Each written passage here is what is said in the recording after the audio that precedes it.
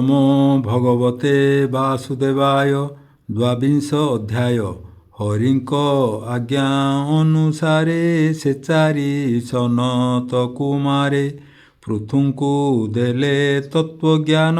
ଦ୍ୱାବିଂଶ ଅଧ୍ୟାୟ ବର୍ଣ୍ଣନ।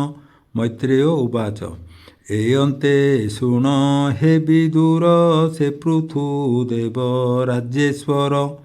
ପ୍ରଜାପାଳନେ ଧର୍ମଶୀଳ ହରି ଭକତି ରସେ ଭୋଳ। ସେ ରାଜ୍ୟେ ଯେତେ ପ୍ରଜାଗଣ ପିତୃଦେବ ଋଷି ବ୍ରାହ୍ମଣ।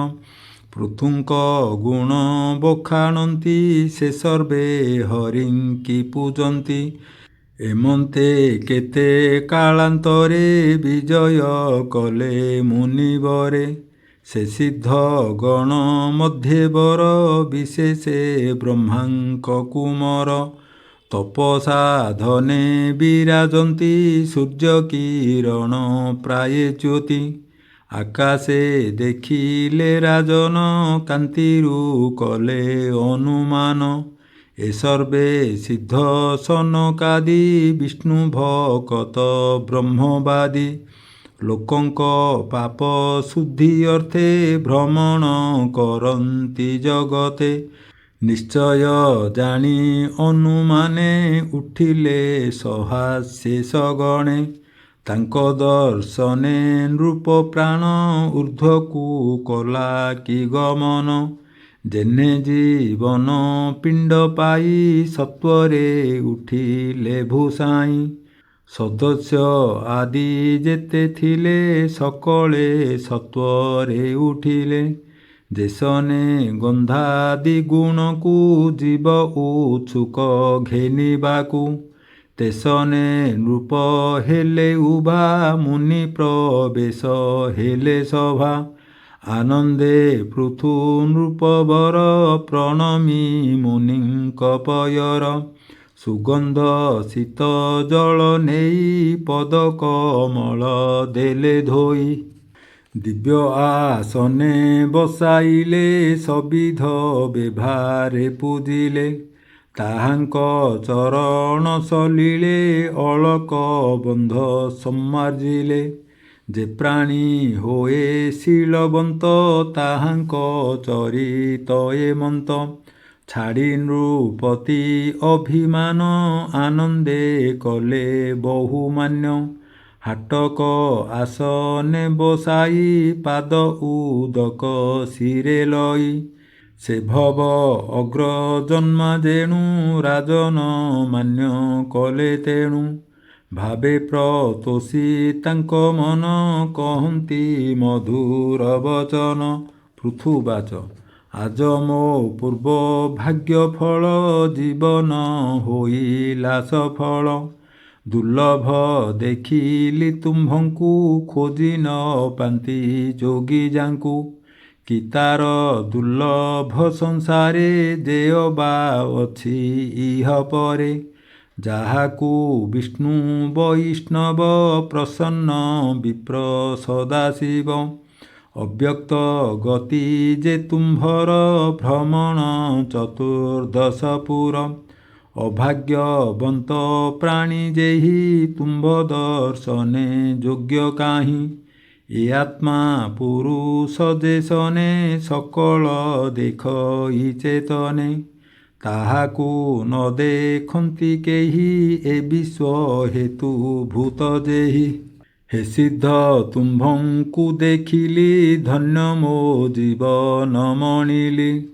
ନିର୍ଧନ ଗୃହେ ଯେହ୍ନେ ଧନ ଅଣ ଆୟାସେ ଯେହ୍ନେ ପୁଣ୍ୟ। ତେହ୍ନେ ମଣିଲି ଅଦଭୁତ କି ଭାଗ୍ୟେ ତୁମ୍ଭେ ଉପଗତ। ଯାଗୃହେ ଅତିଥି ଆଗତ ଭାବେ ପୂଜଇ ଶୁଦ୍ଧ ଚିତ୍ତ। ବିଭବେ ପୂଜେ ବହୁବିଧେ କାୟ ବଚନ ମନ ଶୁଦ୍ଧେ। ବିଭବହୀନ ଯେ ବାଜନ ପୂଜିବ ଯେ ବିଧି ବିଧାନ। ଭୂମି ଉଦକ ତୃଣାସନେ ବିନୟ କୋମଳ ବଚନେ। ଏଭାବେ ଯେ ବା ନ ପୂଜନ୍ତି ସେ ବ୍ୟର୍ଥ ଜୀବନେ ବଞ୍ଚନ୍ତି। ବ୍ୟାଳ ଆଳୟ ଦ୍ରୁମ ଜେହ୍ନେ ତାଗୃହ ଭୟଙ୍କର ତେହ୍ନେ ଜାଗୃହ ଗତେଣ ଅତିଥି ସୁଖେ ଚରଣ ନ ଧୁଅନ୍ତି ତାର ଜୀବନ ଅକାରଣ ବ୍ୟର୍ଥ ଆୟୁଷ ଯଶ ଗୁଣ ଯେ ଭକ୍ତ ଜନଙ୍କୁ ନ ସେବେ ସେ ସୁଖେ ସମ୍ପଦ କି ଲାଭେ ଭୋମୁନି ତୁମ୍ଭ ଆଗମନ ମଙ୍ଗଳ ମଣିଲି ଜୀବନ ତୁମ୍ଭର ବ୍ରତ ବିଧି ଆଦି ଆଚରନ୍ତି ଯେ ମୋକ୍ଷବାଦୀ ସେ ତେବେ ମୋକ୍ଷ ମାର୍ଗ ପାନ୍ତି ଏ ବିଷ୍ଣୁ ମାୟାରୁ ତରନ୍ତି ଇନ୍ଦ୍ରିୟ ମାନଙ୍କ ବିଷୟ ନ ଛାଡ଼େ ଯାହାର ହୃଦୟ ସେ କାହିଁ ସୁଖ ନ ଲଭନ୍ତି ସ୍ୱକର୍ମ ବନ୍ଧେ ବନ୍ଦୀ ହୁଅନ୍ତି ଏ ଘୋର ସଂସାରେ ପଡ଼ିଣ ଦୁଃଖ ଭୁଞ୍ଜନ୍ତି ଜ୍ଞାନହୀନ ଭୋମୁନି ଗଣେ ତୁମ୍ଭେ ଜ୍ଞାନୀ ଆତ୍ମାରାମଙ୍କ ମଧ୍ୟେ ମାନି ଏଣୁ ବା ତୁମ୍ଭମାନଙ୍କରେ କୁଶଳ ପ୍ରଶ୍ନ କେ ପଚାରେ ତୁମ୍ଭର ମତି ବୃତ୍ତିମାନେ କୁଶଳା କୁଶଳ ନ ଘେନେ ଏହି ବିଶ୍ୱାସ ମୋର ଅଛି ସଭଏ ନ ପାରଇ ପୁଛି ସଂସାର ତାପେ ଯେ ତାପିତ ତାଙ୍କ କୁଶଳ ଯେ ଚରିତ ଏ ଅଭିପ୍ରାୟେ ମୁଁ ପୁଛଇ ଫେଡ଼ିର କହିବା ଗୋସାଇଁ ତୁମ୍ଭେ ଭକତ ଜନହିତେ କୁଶଳ ବାଞ୍ଛ ଅବିରତେ ସିଦ୍ଧ ଯୋଗୀନ୍ଦ୍ର ରୂପ ଧରି ଏ ରୂପେ ବୁଲୁଥାନ୍ତି ହରି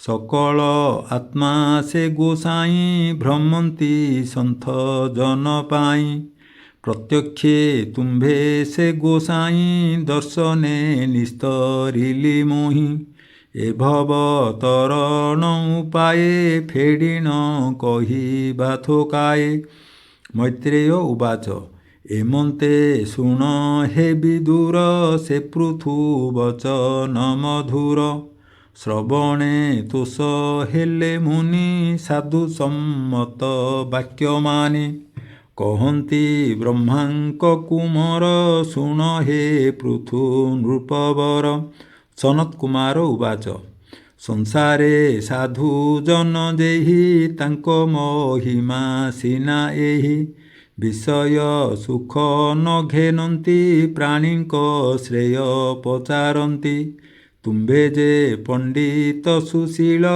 ଏଣୁ ଉତ୍ତମ ପଚାରିଲ ସୁସାଧୁ ଜନଙ୍କ ସଙ୍ଗତ ଉଭୟ ଲୋକଙ୍କୁ ସେହିତ ଏଣୁ ସାଧୁଙ୍କ ସମ୍ଭାଷଣ ସୁପୁଣ୍ୟ ମଙ୍ଗଳ କାରଣ ଅଶେଷ ଜୀବ ହିତ କରେ ଏଣୁ ପଚାରିଲ ବେଭାରେ ସୁଶାନ୍ତ ଆମ୍ଭ ମନ ହେଲା ତୁମ୍ଭ ପ୍ରସନେ ଦୁଃଖ ଗଲା ଏବେ ହୋ ଶୁଣ ନୃପବର କହିବା ଏଥି ପ୍ରତିକାର ଯେ ମୋକ୍ଷ ସାଧନ ପୁଛିଲ ଅଶେଷ ଜୀବର ଯେ ଭଲ ଉପାୟ ଅଛଇ ଯେ ଏକ ଭୋ ନୃପ ମନେ ବୁଝି ଦେଖ ତ୍ରିବିଧ କୃଷ୍ଣ ଉପାସନ ରଜ ସାତ୍ବିକ ତମ ପୁଣ ତାମସ ଭକ୍ତିର ଲକ୍ଷଣ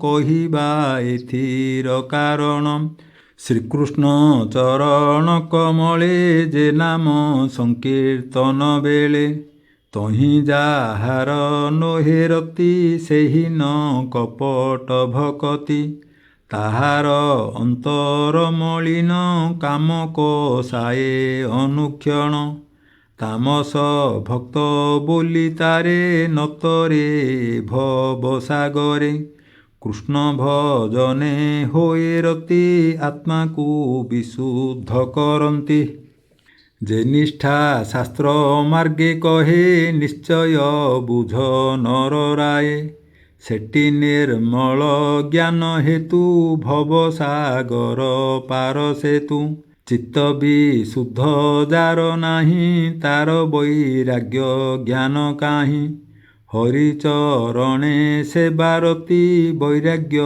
ନିଶ୍ଚଳ ଭକତି। ଏଟି କୈବଲ୍ୟ ସୁସାଧନ ନିଶ୍ଚୟ ବୁଝ ତୁ ରାଜନ। ବୈରାଗ୍ୟେ ହୋଏ ଯେ ଅସଙ୍ଗ ତହୁଁ ଜନ୍ମଇ ଭକ୍ତି ଅଙ୍ଗ। ଯେଣୁ ତା ଦେହେ ସଙ୍ଗ ନାହିଁ ଏଣୁଟି ଆତ୍ମେ ରତି ହୋଇ। ସେ ବ୍ରହ୍ମ ନିର୍ଗୁଣ ନିର୍ମଳ ବ୍ୟାପିଛି ଅଶେଷ ସୟଳ। ଭକ୍ତି ବୈରାଗ୍ୟ ତାକୁ ପାଇ ଏ ବିନେ ଜୀବ ଭ୍ରମୁଥାଇ। ସେ ବ୍ରହ୍ମେ ଏରତି ପ୍ରକାର ଶାସ୍ତ୍ରରେ ଶ୍ରଦ୍ଧା ଥାଇ ଯାର। ହରିଚରଣେ ଯେବେ ଭାବେ ନିଷ୍କାମ ଭକ୍ତି ହୋଏ ତେବେ। ଯୋଗରେ ନିଷ୍ଠା ଥାଇ ଯାର ପୁଚ୍ଛଇ ଶାସ୍ତ୍ର ମାର୍ଗ ସାର। ଯୋଗୀନ୍ଦ୍ର ଗଣେ ସେବା କଲେ ସେ ରତି ଲଭେ ବ୍ରହ୍ମ ତୁଲେ। କିୟ ବା ହରି ସଂକୀର୍ତ୍ତନ ଶୁଣେ ଶ୍ରବଣେ କରେ ଧ୍ୟାନ। ଅସଙ୍ଗ ରତି ଏହି ଭାବେ ସାଧନ ତାର ତମ୍ମେ ଲଭେ। ଶୁଣ ରାଜନ କୃଷ୍ଣ ଲୟେ ତ୍ରିବିଧ ପ୍ରକାରେ ଯେ ହୋଏ। ଯେ ମାର୍ଗେ ଯେ ସାଧ୍ୟ କରନ୍ତି ବ୍ରହ୍ମ ନିର୍ବାଣେ ହୋଏ ରତି। ଅର୍ଥବାଞ୍ଛିତ ମନ ଯାର ତାମସେ ବଦ୍ଧ ସେହୁ ନର। ଯେ ପ୍ରାଣୀ ଇନ୍ଦ୍ରୀ ଭୋଗ ବଶ ତାହାକୁ ବୋଲିଟି ରାଜସ। ଏହାଙ୍କୁ ନ କରିବ ସଙ୍ଗ ସେ ସଙ୍ଗ ଦୋଷେ ଜ୍ଞାନ ଭଙ୍ଗ। ତହିଁ ନ ଦେବ ମନ ଦୃଷ୍ଟି କେବେହେଁ ନ କରିବ ଗୋଷ୍ଠୀ। ସେ ସଙ୍ଗ ଯେ ବା ଆଦରନ୍ତି ସକାମ ଅର୍ଥ ସେ ବାଞ୍ଛନ୍ତି। ଏଣୁ ତାହାଙ୍କ ସଙ୍ଗ ତେଜି ଯେ ପ୍ରାଣୀ ଆତ୍ମା ଲାଭ ଖୋଜି। ନିସଙ୍ଗ ବୀଜ ନେବ ସଇ ତେବେ ଆତ୍ମାକୁ ଭେଟ ପାଇ। ଏ ରୂପେ ହୋଏ ବ୍ରହ୍ମରତି ଶୁଣ ସୁମନେ ହେ ନୃପତି। ଅପରେ ଅସାଧୁ କହିବା ଯାହାର ନାହିଁ ଭକ୍ତି ସେବା। ହରିଚରଣେ ଭକ୍ତି ନୋହି ତାହାର ବ୍ରହ୍ମେ ରତି କାହିଁ। ସେ ହରି ଗୁଣ ସୁଧାପାନ ସେ ବିନୁ ନୋହେ ବ୍ରହ୍ମ ଜ୍ଞାନ। ଅହିଂସା ଧର୍ମେ ଯେ ବାଥାନ୍ତି ଏ ବ୍ରହ୍ମ ଜ୍ଞାନ ସେ ଲଭନ୍ତି। ପରମହଂସର ଯେ ବିଧି ତିତିକ୍ଷା ସମ ଦମ ଆଦି। ଆତ୍ମାର ହିତ ଅନୁଧ୍ୟାନେ ନିର୍ଗୁଣ ହୋଏ ବ୍ରହ୍ମ ଜ୍ଞାନେ। ସେ ହରି ପରମ ପୁରୁଷ ତାହାଙ୍କ ଚରିତ ପୀୟୁଷ। ସେ ସୁଧା ପାନ ଯେବେ କରେ ତେବେ ସେ ବ୍ରହ୍ମ ଜ୍ଞାନ ଧରେ। ଯମ ନିୟମ ସମଦମ ଏ ଆଦି ସାଧନ ନିର୍ଗୁଣ। ସଂସାରେ ଶାସ୍ତ୍ର ବ୍ୟବହାରେ ନିନ୍ଦ୍ୟ ଧର୍ମକୁ ନ ଆଚରେ। ପରମ ଧର୍ମ ଏ ବିଚାରେ ନିର୍ମଳ ବାହ୍ୟ ଅଭ୍ୟନ୍ତରେ। ଶୀତୋଷ୍ଣ ସୁଖ ଦୁଃଖ ସହେ ସେତେବେ ବ୍ରହ୍ମ ଜ୍ଞାନ ବହେ। ହରି ଭକତ ଯେତେ ଜନ ଏ ସର୍ବ ତାହାଙ୍କ ଭୂଷଣ। ଯେତେ କୃଷ୍ଣର ଗୁଣ ଗ୍ରାମ ତହିଁ ସାଧକ ଯେଉଁ ଜନ। ତେଣୁ ବଢ଼ଇ ତାର ଭକ୍ତି ଆନ ପ୍ରସଙ୍ଗେ ଅନାସକ୍ତି। ସେ ବ୍ରହ୍ମ ଅଟେ ସଦା ସତ ଅନାଦି ନିର୍ଗୁଣ ଅନନ୍ତ। ତହିଁ ଯାହାର ରତି ହୋଏ ସେ ପ୍ରାଣୀ ବଦ୍ଧ ନୋହେ ମୋହେ। ସେ ବ୍ରହ୍ମେ ଯାର ନିଷ୍ଠା ରତି ତେବେ ତା ହୋଏ ଦୃଢ଼ମତି। ଯେ ସଦା ଗୁରୁ ସେବା କରେ ସେ ତେବେ ଜ୍ଞାନ ମାର୍ଗ ଧରେ। ଜ୍ଞାନ ବୈରାଗ୍ୟ ଯୋଗ ବଳେ ଏ ଜୀବ କୋଶ ଦହେ ହେଳେ। ଏ ପଞ୍ଚଭୂତର ହୃଦୟ ଜୀବର ହୋଇଛି ଆଳୟ। ଜ୍ଞାନ ଅନଳ ହେଲେ ଜାତ ତେବେ ସେ ହୋଏ ଭସ୍ମଗତ। ଏ ଜୀବ କୋଶ ଯେବେ ଯାଇ ତେବେ ସେ ବ୍ରହ୍ମ ଜ୍ଞାନ ପାଇ। ଅନଳ ପ୍ରକାଶିଲେ ଯେହ୍ନେ ଅରଣି ହୁଅନ୍ତି ଦହନେ ତେସନେ ଏ ଲିଙ୍ଗ ଶରୀର ଜ୍ଞାନେ ଦହଇ ନୃପବର ଏମନ୍ତ ଜ୍ଞାନ ଉଦେଜାର ନୁହଇ ଭବ ବନ୍ଧ ତାର ଉପାଧି ବାସନା ଶେଷ ଜ୍ଞାନ ଅନଳେ ହୋଇ ଧ୍ୱଂସ ଉପାଧି ହତେ ନୃପରାଏ ତାର ଗୁଣାଦି ହୋଏ ଲଏ ବିନାଶ ହୋଏ ଅଭିମାନ ଆପଣା ପର ଆଦି ଜ୍ଞାନ ଜନ୍ମଇ ନିଜ ଭାବେ ରତି ଏପରା ପର ନୋହେ ମତି ସେ ପୁଣି ଅନ୍ତର ବାହାରେ ଏ ଦୁଃଖ ସୁଖ ନ ବିଚାରେ ବାହ୍ୟେ ସେ ନ ଲକ୍ଷଇ କିଛି ଘଟାତି ବସ୍ତୁ ଯେତେ ଅଛି ଏଥକୁ ପ୍ରତି ଲକ୍ଷ୍ୟ ଦେବା ଭନୃପ ଦେଖାଇ କହିବା ଦ୍ରଷ୍ଟାଦୃଶ୍ୟର ଭିନ୍ନେ ବିଧି ଏହାଙ୍କ ହେତୁ ମନ ବୁଦ୍ଧି ଏ ଆତ୍ମା ଏ ମୋହର ପର ଏ ଭେଦ କରେ ଅହଙ୍କାର ଭେଦ କରନ୍ତା ଯେବେ ମଲା ତାର ଅଜ୍ଞାନ କ୍ଷୟ ଗଲା ଅଜ୍ଞାନ ନାଶେ ସର୍ବେ ଏକ ଭୋରା ଯା କର ତୁ ବିବେକ ଯେସନେ ଶୟନେ ସ୍ୱପନ ମିଥ୍ୟାଭିଳାଷେ ଦେଖେ ମନ আপনে হই থাই রাজা সঙ্গতে দেখে জনপ্রজা সৈন্য সামন্ত গজরথ মিথ্যা প্রপঞ্চ মণে শত সে পুনি স্বপ্ন অবসানে সকল মিথ্যা করি মণে রাজ্য সম্পদ ভোগ যেতে শোচনা ন করই চিত্তে তেসনে জ্ঞান উপুজিলে এ সর্বনাশ জান্তি ভলে এ আত্মা দেখন্তা পুরুষ ইন্দ্রিয় অর্থাদি প্রকাশ এবেনি পর অহংকার এ ভেদ বিবেক বিচার যাবত উপাধি অছই তাবত ভেদ বুদ্ধি থাই উপাধি হতে সর্বনাশ তেবে সে আত্মা সুপ্রকাশ এ আত্মা দেখন্তা পুরুষ তাহার নাহি গুণ দোষ উপাধি ভেদে ভিন্ন দিশে তা বিনা এক সে প্রকাশে যেনে দর্পণ জলাদিরে আপনা প্রতিবিম্ব ধরে এবেনি হীনে নদিশন্তি আপনা শরীর আকৃতি উপাধি হেতু ভিন্ন ভিন্ন তা অবশেষ এক চিহ্ন শুণ হে পৃথু মহিপতি অসঙ্গ আর ব্রহ্মরতি এবেনি মার্গ মুখ্য হেতু ভবসাগর পার সেতু শুণ সুমনে হে রাজন বিবেকহীন যে বাজন যাহার আত্মরতি নোহে যে দেহে অহংকার বহে এ মোর দ্বারা সুত ঘর বলি বিষয়ে অহংকার বিষয় রসে ইন্দ্রি রসি মনকু আণইয়া করছি ইন্দ্রিয় সঙ্গে মন রসে নিজ চেতনা বল ধ্বংসে এণু বিবেক তার নহি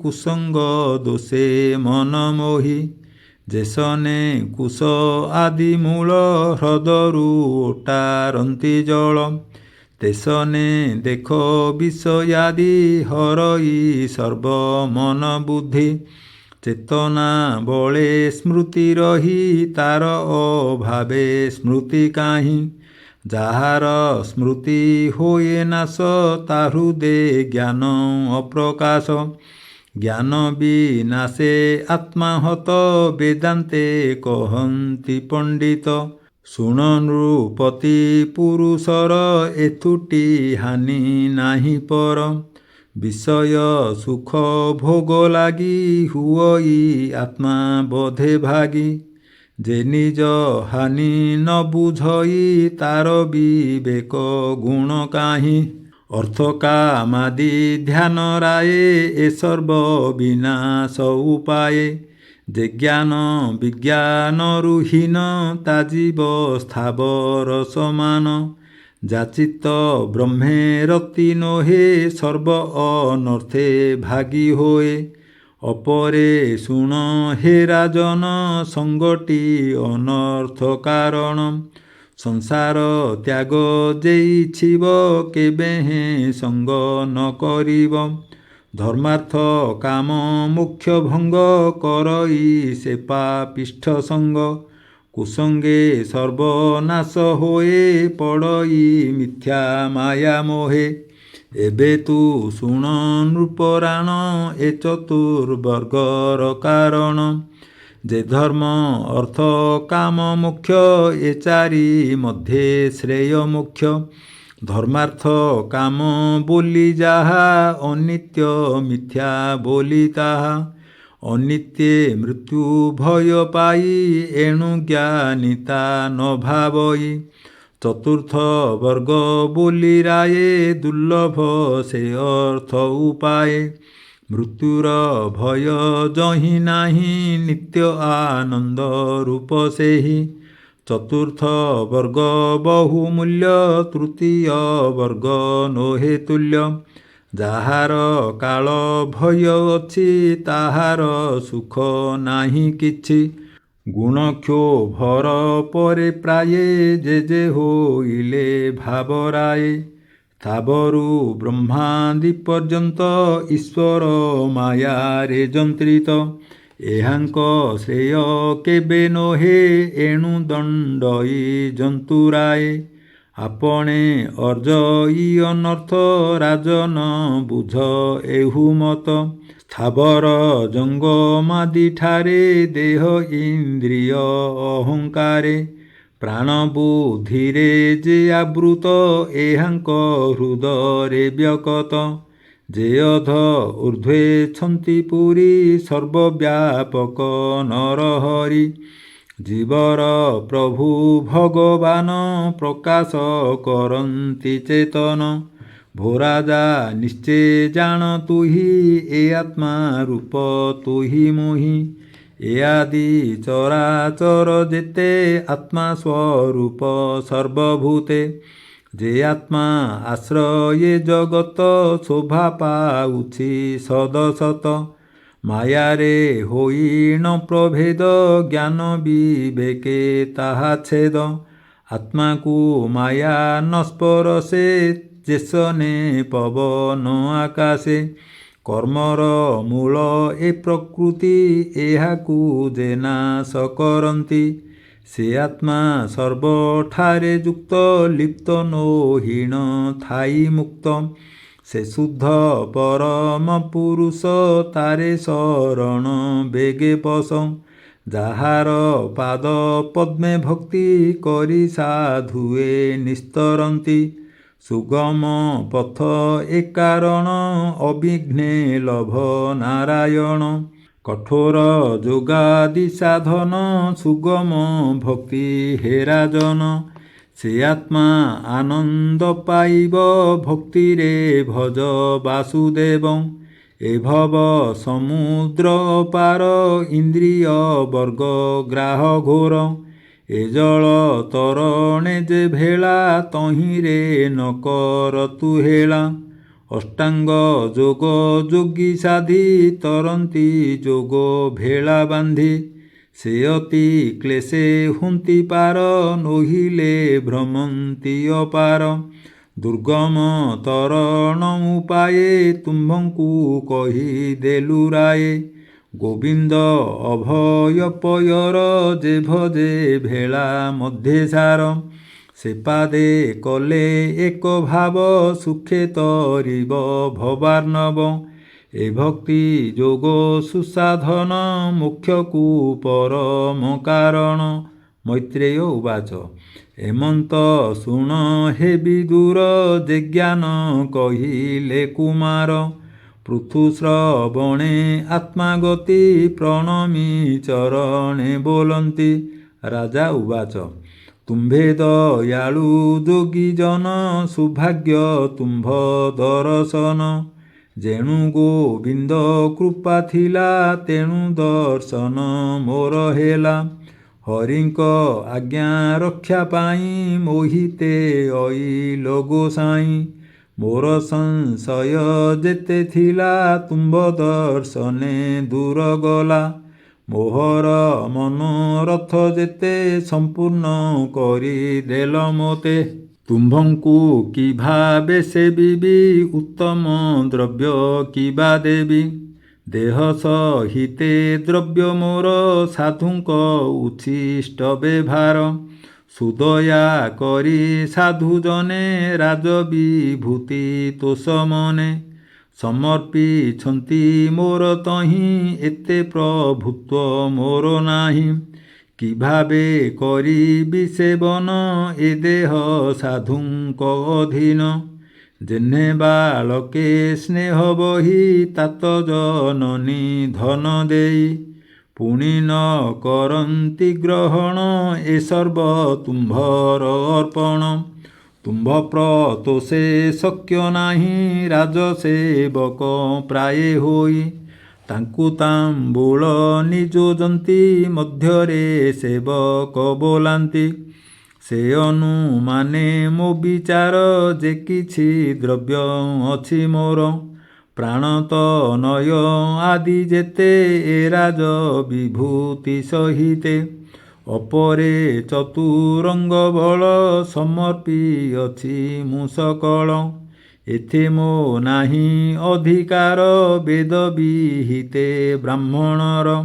ଯେ ସର୍ବସେନା ଅଧିପତି ଦଣ୍ଡ ଅଦଣ୍ଡ ରାଜନୀତି। ସକଳ ଲୋକେ ଅଧିକାର ଏ ସର୍ବ ବେଦ ବିଦଙ୍କର। ସେ ବିପ୍ରେ ନିଜ ଧନେ ଶାନ୍ତି ଜୀବଙ୍କୁ କଲ୍ୟାଣେ ପାଳନ୍ତି। ବ୍ରାହ୍ମଣ ଅନୁଗ୍ରହେ ଅନ୍ନ ଭୁଞ୍ଜନ୍ତି କ୍ଷତ୍ରିୟାଦି ବର୍ଣ୍ଣ। ବ୍ରହ୍ମା ସର୍ଜନେ ଏ ଜଗତେ ଅଛି ଅପୂର୍ବ ଦ୍ରବ୍ୟ ଯେତେ। ଏ ସର୍ବ ଯେତେ ସମର୍ପିବି ତେବେ ପ୍ରତୋଷି ନ ପାରିବି। ନିଗମ ବେତ୍ତା ପ୍ରଭୁମାନେ ମୋତେ ତୋଷିଲ ଦିବ୍ୟ ଜ୍ଞାନେ। ଏକାନ୍ତେ ଦେଲ ଆତ୍ମାପଦ ମୋହର ନାଶିଲ ପ୍ରମାଦ।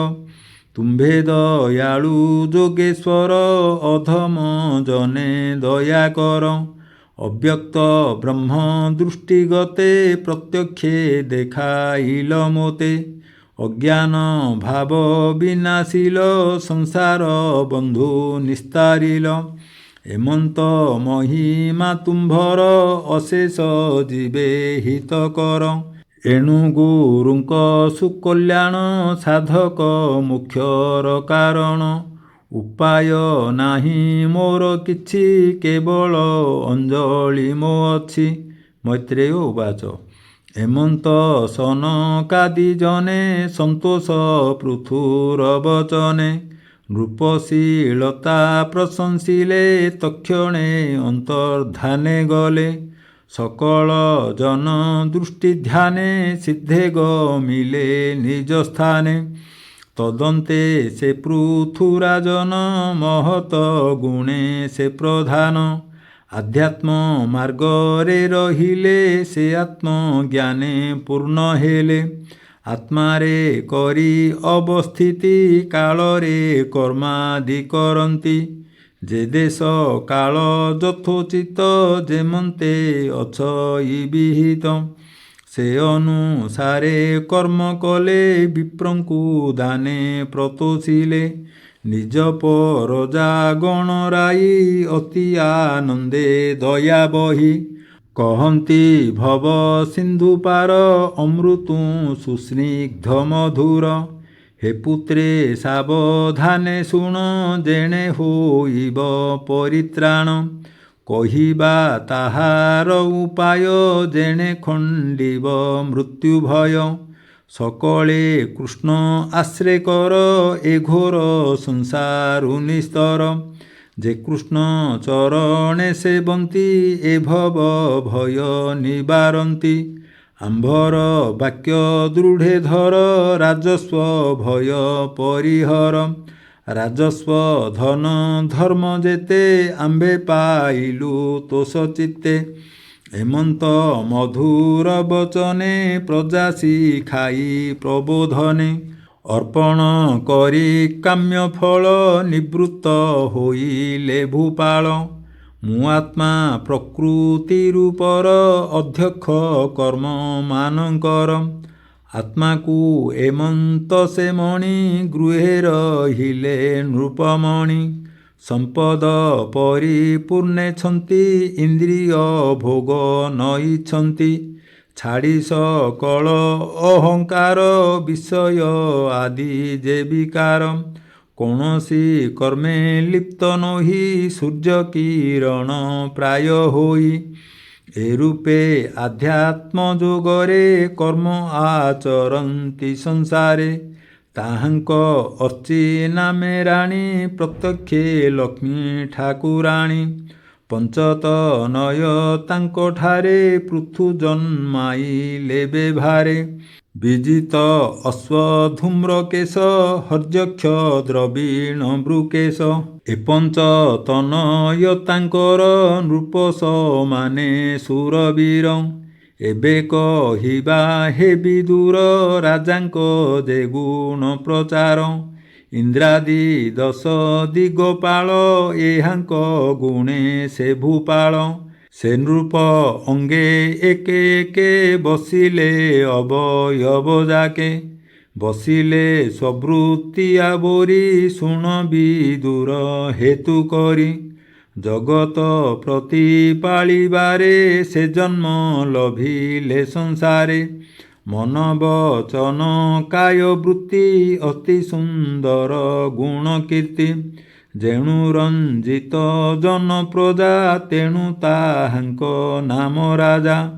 ତାତୁଲ୍ୟ ନାହିଁ ନୃପବର, ସମେ କି ସୋମ ପଟାନ୍ତର। ସେ ରାଜା ସୂର୍ଯ୍ୟଙ୍କ ସମାନ, ତାତେ ଯେ ପୃଥ୍ୱୀ ଦୀପ୍ତିମାନ। କେହି ନ ପାରେ ତେଜ ଧରି, ତେଣୁ ସେ ଅଗ୍ନି ସମସରି। ରଣେ ଦୁର୍ଜୟ ମହାରାଜା, ଏଣୁ ମହେନ୍ଦ୍ର ସମତେଜା। ସହିଷ୍ଣୁ ଗୁଣେ ସେ ପୃଥିବୀ, ଅଭୀଷ୍ଟ ଦାନେ ସ୍ୱର୍ଗ ଛବି। ଜିମୁତ ପ୍ରାୟେ ବୃଷ୍ଟି କରେ, ପ୍ରଜା ପ୍ରାର୍ଥନା କାମ ପୁରେ। ପୟୋଧି ତୁଲ୍ୟେ ସେ ଗଭୀର, ସୁଧୀରେ କନକ ଭୂଧର। ଧର୍ମ ସମାନେ ଶିକ୍ଷାକାରୀ, ଆଶ୍ଚର୍ଯ୍ୟେ ହିମାଳୟ ଗିରି। କୁବେର ତୁଲ୍ୟେ ଧନେଶ୍ୱର, ରକ୍ଷକ ଯେହ୍ନେ ରତ୍ନାକର। ଗୁଣେ ସକଳ ଜୀବେ ପ୍ରାଣ, ଶୀତଳ ପଣେ ଚନ୍ଦ୍ର ସମ। ଜୀବନ ବଳ ତେଜ ଘେନି, ଏଣୁ ମରୁତ ସମ ମାନି। କ୍ରୋଧରେ କାଳ ରୁଦ୍ର ସମ, ସୁନ୍ଦରେ ସମ ନୋହେ କାମ। ପ୍ରାକ୍ରମେ ସମ ମୃଗ ଇନ୍ଦ୍ର, ଦୟାରେ ସେ ମନୁ ନରେନ୍ଦ୍ର। ପ୍ରଭୁତ୍ୱ ପଣେ ଯେହ୍ନେ ବିଧି, ଗୁରୁ ସମାନେ ବ୍ରହ୍ମବାଦୀ। ହରି ସମାନେ ଜିତେନ୍ଦ୍ରିୟ, ପାଳନେ ଗୋରୁ ବିପ୍ରପ୍ରିୟ। ବିଷ୍ଣୁ ବୈଷ୍ଣବ ଜନଠାରେ, ସେବନ୍ତି ବିନୟ ବେଭାରେ। ସମେ ପ୍ରତୁଲ୍ୟ କେହି ନାହିଁ, ସର୍ଜନେ ଦୁଜେ ବ୍ରହ୍ମା ସେହି। ଏ ତିନି ଲୋକେ ତାଙ୍କ ଯଶ, ଯେହ୍ନେ ଶ୍ରବଣେ ହରି ରସ। ଶ୍ରୀରାମ ତୁଲ୍ୟ କୀର୍ତ୍ତିକାରୀ, ଗୁଣ ଗାବନ୍ତି ନର ନାରୀ। ଶୁଣ ବିଦୁର ଜ୍ଞାନବନ୍ତ, ଏ ପୃଥୁ ଚରିତ ପବିତ୍ର। ଅମୃତ ରସମୟ ବାଣୀ, ଚତୁର୍ଥ ସ୍କନ୍ଧେ ଯାହା ଭଣି। ଇତି ଶ୍ରୀମଦ୍ଭାଗବତେ ମହାପୁରାଣେ, ପାରମହଂସ୍ୟାଂ ସଂହିତାୟାଂ, ଚତୁର୍ଥ ସ୍କନ୍ଧେ ପୃଥୁ ସନକାଦି ସମ୍ବାଦो ନାମ ଦ୍ୱାବିଂଶୋऽଧ୍ୟାୟः। ଶ୍ରୀକୃଷ୍ଣଂ ସମର୍ପଣମস্তୁ। ଓಂ ନମୋ ଭଗବତେ ବାସୁଦେବାୟ।